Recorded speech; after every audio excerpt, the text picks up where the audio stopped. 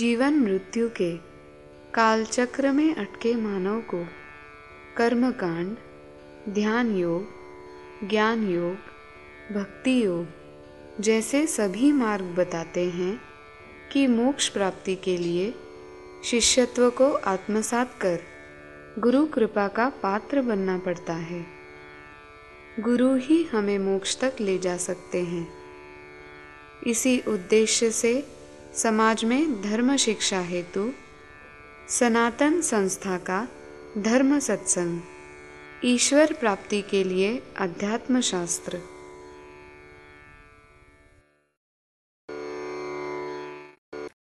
अध्यात्म मनुष्य जीवन का एक महत्वपूर्ण एवं अभिन्न अंग है। अध्यात्म की एक विशेषता यह है कि जीवन के किसी भी मोड़ पर एवं किसी भी काल में वह अपनी उपयुक्तता सिद्ध करता है। अध्यात्म विषयक प्रवचन, आध्यात्मिक संस्थाओं का कार्य, विविध संत महात्मा गुरुओं का कार्य, अध्यात्म के विषय पर लिखी गई पुस्तकें, ऐसे विभिन्न कारणों से अध्यात्म के विषय पर समाज में नित्य चर्चा होती रहती है।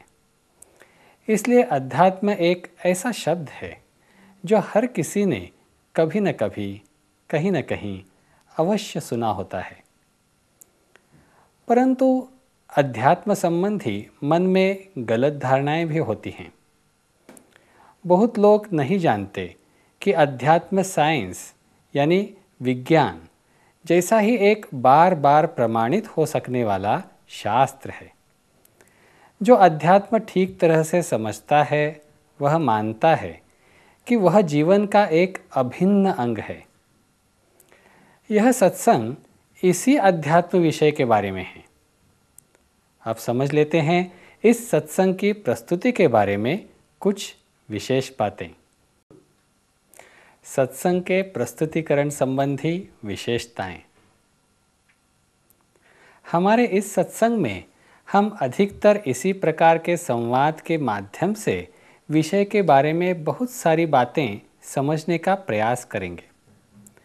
विषय को सुस्पष्ट करने के लिए अन्य तकनीक का भी उपयोग करेंगे। उदाहरण के तौर पर एक तकनीक है विशेष चित्रफीत यानी क्लिपिंग। जप माला में 108 मणि होते हैं। मेरु मणि माला का मुख्य मणि है। जप करते समय इस मणि को नहीं लांघते।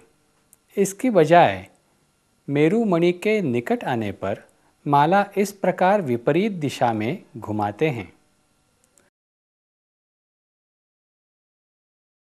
माला के मणियों को लाल धागे में पिरोया जाता है, वह तिहरा हो। माला के मध्य भाग में मेरु मणि बांधकर उसे ब्रह्मगांठ लगाते हैं। मणि एक दूसरे से न टकराए इसलिए बांधे जाते हैं। यह था नाम जप करने के लिए जप माला का उपयोग कैसे करें, यह प्रत्यक्ष रूप में दिखाने वाले चित्रफीत का एक छोटा हिस्सा। आगे भी विषय को अधिक सुस्पष्टता से समझने हेतु इस प्रकार के चित्रफीत का हम उपयोग अवश्य करेंगे।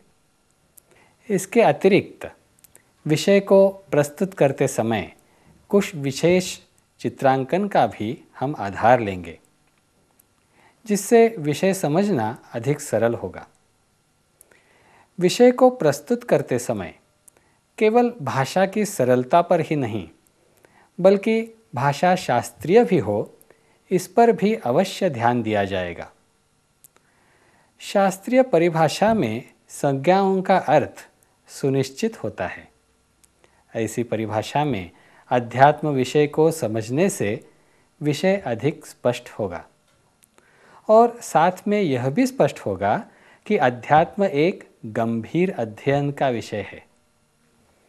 आधुनिक विज्ञान युग में हम विषय को समझाने के लिए प्रतिशतता की भाषा यानी परसेंटेजेस का उपयोग करते हैं।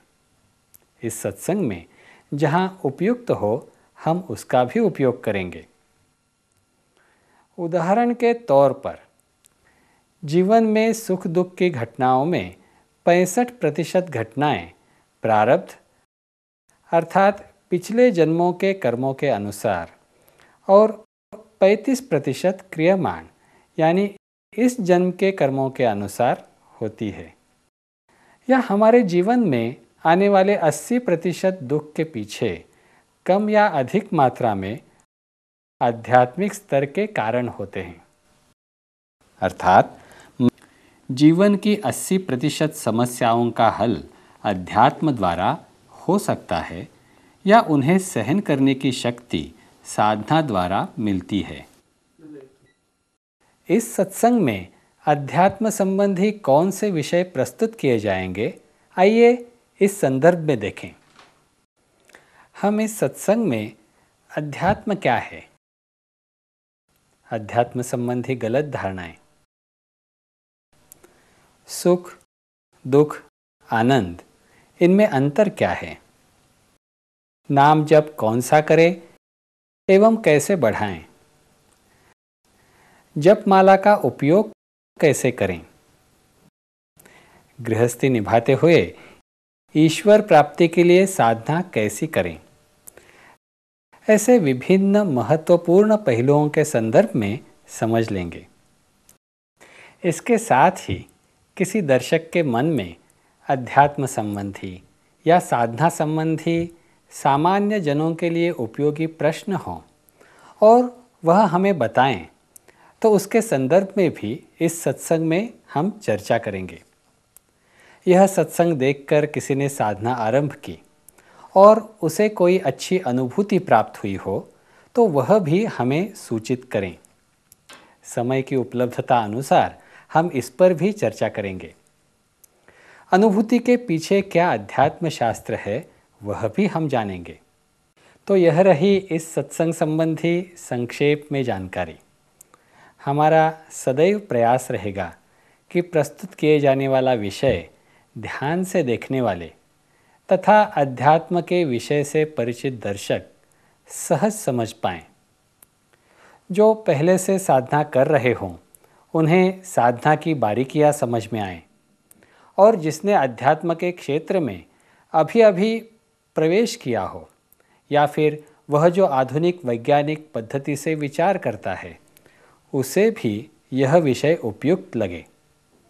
हमारी यह प्रार्थना है कि इस सत्संग से प्राप्त आध्यात्मिक दृष्टिकोण को जीवन में उतारकर जीवन को अधिक समृद्ध बनाने की प्रेरणा हमारे दर्शकों को मिले।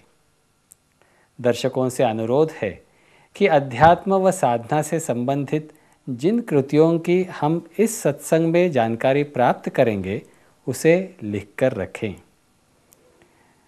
भविष्य में साधना आरंभ करने पर यदि विस्मरण हो तो लिखे हुए मुद्दे आपके सहायक होंगे।